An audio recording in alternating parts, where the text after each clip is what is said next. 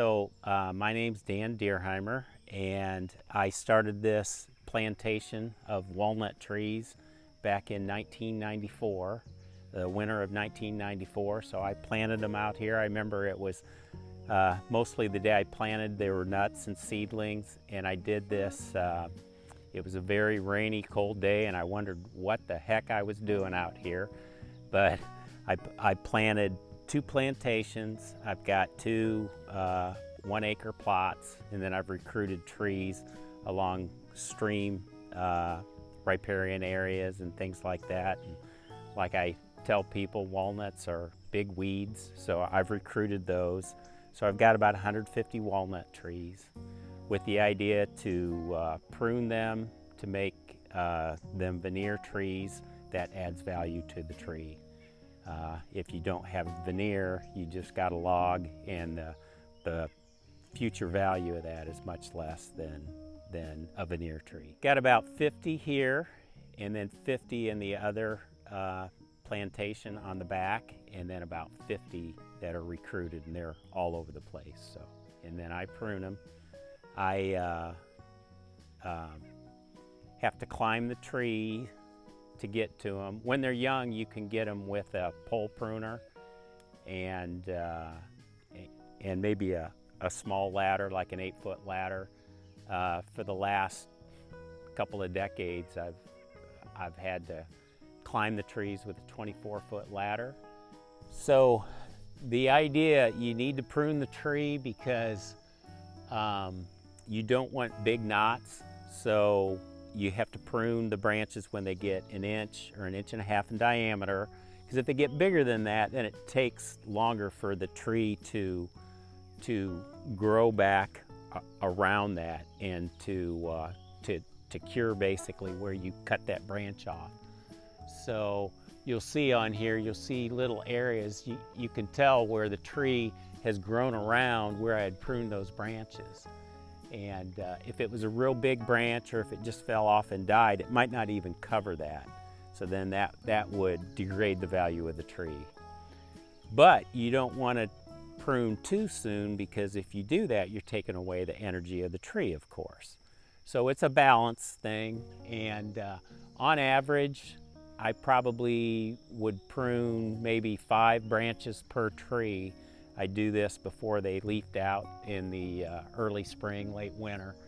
So maybe 5 branches, and when you consider that most of these trees have, maybe 30 branches, you're not doing that much damage to the tree. And it's the lower branches too. So the ones that are up in the sunlight, they're the ones that are giving most of the energy to the tree anyway. So yeah. Walnuts love good bottomland, and that's why they're a rare tree, because good bottom ground obviously is good agricultural soil too. So it's all in corn and soybeans, right, in Indiana. So that's why you don't see a lot of walnuts. They tend to grow best in well-drained bottomland. They don't like wet feet. They don't like really wet areas.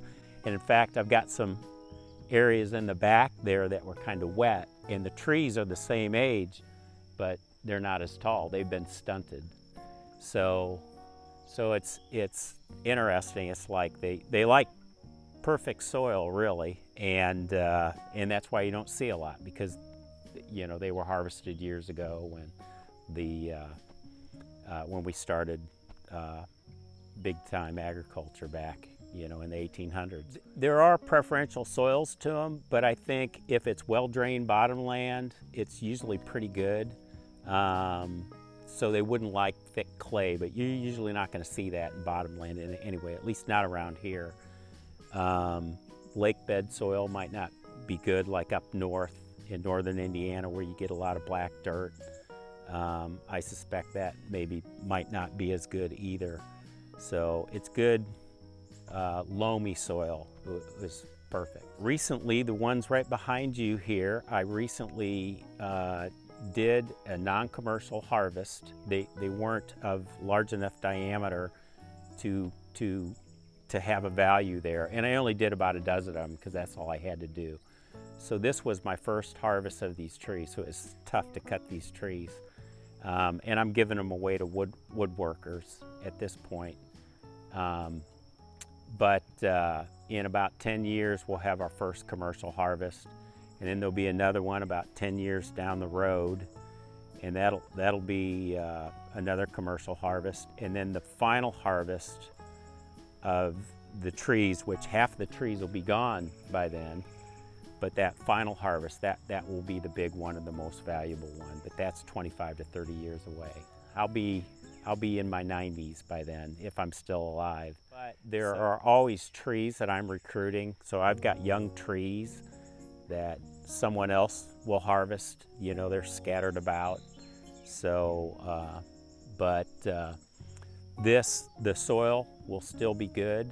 And in fact, when I purchased this in the mid-90s, they had run cattle on it, and I don't know what else they did, but the soil was depleted.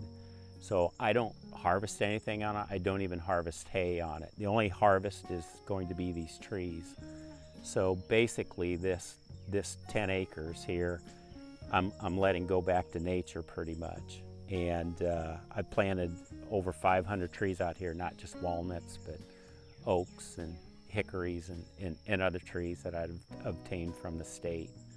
When I do taxes every year, it's considered a farming activity. So the idea is that there was less work involved because I don't have to come out and farm it. All you got to do is just prune it, and I didn't realize how much work was really involved in it. Yeah, I think that is sort of a misnomer. It's really a different type of farming, and it's a long-term play because the thing is, you have your expenses up front and for decades, and you don't have the harvest, the commercial harvest, till decades down the road. When you plant the tree in the beginning, those are the critical stages. So you have to keep the deer away, which is a big deal. You even have to water the trees. The first couple of years, especially if you have a droughty year, you could lose all your trees. They will just die. So until they get those roots established, those first few years are critical, and I think that's where a lot of plantations fail. When it comes to farming, it's all about balance, and I think that's something that we've lost with our monocultures. And if everybody was putting in some trees here and there, and a lot of people are doing that, then you get that balance of nature, and it's good for everything. Yeah.